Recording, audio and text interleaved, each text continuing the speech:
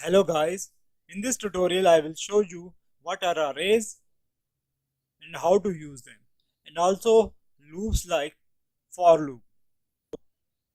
Arrays are used to store variables of same data type like string followed by square brackets subject names. After that there will be curly brackets. I will use some names here: science, English, math, history, Spanish. String student name John Archer. You can see the difference between string data type and string array. Here we are not using any square bracket, means that the student name is type of string and it only contains single variable name John Archer. You can also see here there are number of variables that are arranged in a specific order. So first one is science, second one is English, third one is math, then history, then Spanish. In the same way I will give the marks. So int subject marks. In every subject I will give random numbers: 78, 69, 31, 40, 67, 91, 1, 2, 3, 4, 5. 1, 2, 3, 4, 5. We have given marks to 5 subjects with different names. Or if you have to access the first element of the array, you will write string subject is equal to subject names 0.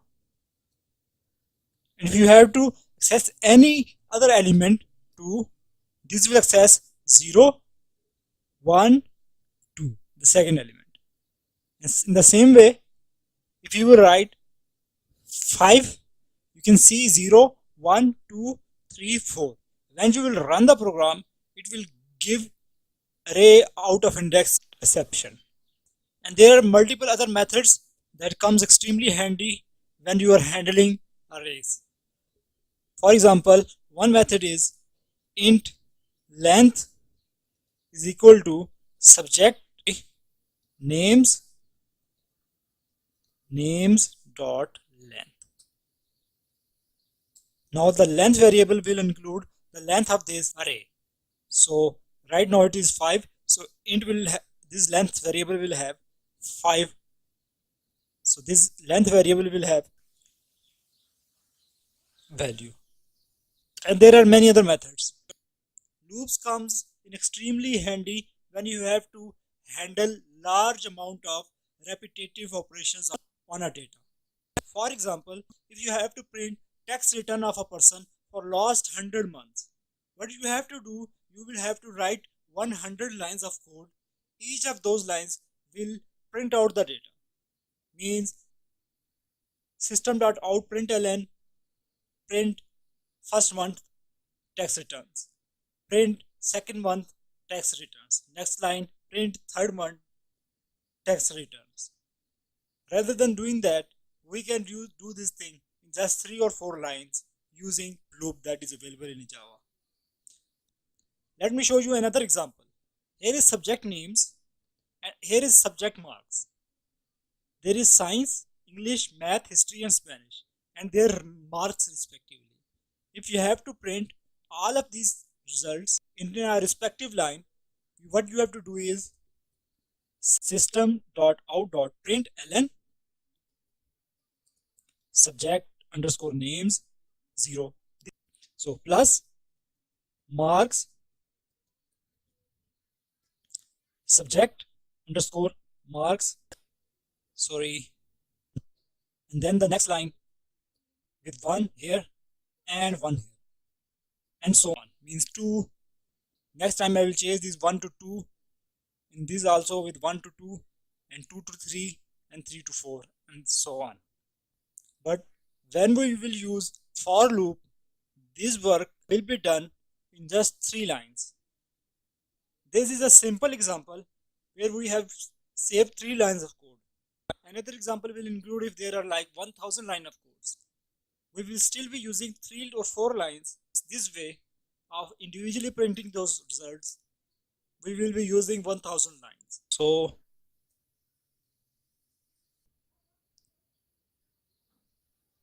I is equal to 0. This is the initialization of the variable. Means that initial value of I will be 0, followed by semicolon. And what will be the last value? I less than subject underscore marks dot length. So here the length is 5.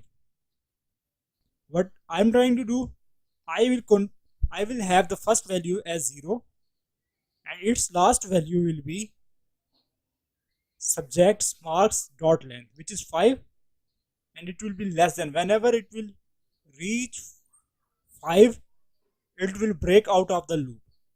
And at last, what will be the increment? I will use I plus plus. This means every time increment will be 1.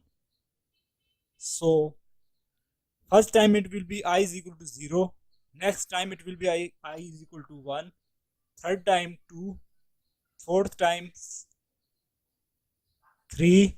And fifth time 4. And when I will reach 5, it will break out of the loop. Now let's display marks of each subject. System.out.println subject underscore names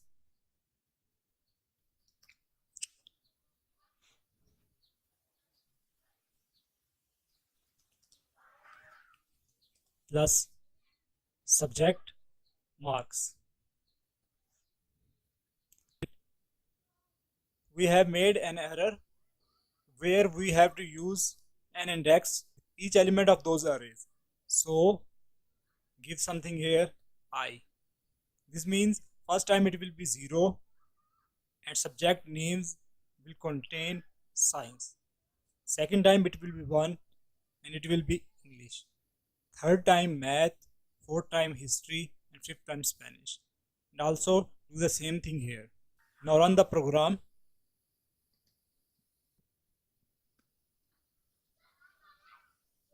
So you can see we have displayed all the marks without any hesitation. So if this was not the case, so let's say we are not using the for loop. What we will be doing, system.out.println subject names 0 plus 0 and next 2 times, 3 times, 4 times and 5 times. 1, 2, 3 and 4. 1, 2, 3 and 4. Now print the result. So you can see we are writing 5 lines. But let's say there are more than 100 names or subjects, and also there are like 100 marks. So we will have to write 100 lines of code. So in order to avoid that repetition, we can easily use loops. So let's go back and remove these 5 lines and try to add all the and try to get the total marks of the student. I will initialize total marks by 0. For int I is equal to 0, I is less than subject marks dot length I plus plus. So initial value 0, last value will be 5, and every time there will be an increment of 1. So total marks will be equal to total marks plus subject marks followed by an I, and here we will print out system.out.println student name has got total underscore marks. Print out the result. So you can see it is printing 336. Use a calculator to find out the total marks. To 78, 69, 31, 67 plus 91. So you can see it is giving the correct results. That's all for now. If you like this tutorial, please subscribe to my channel.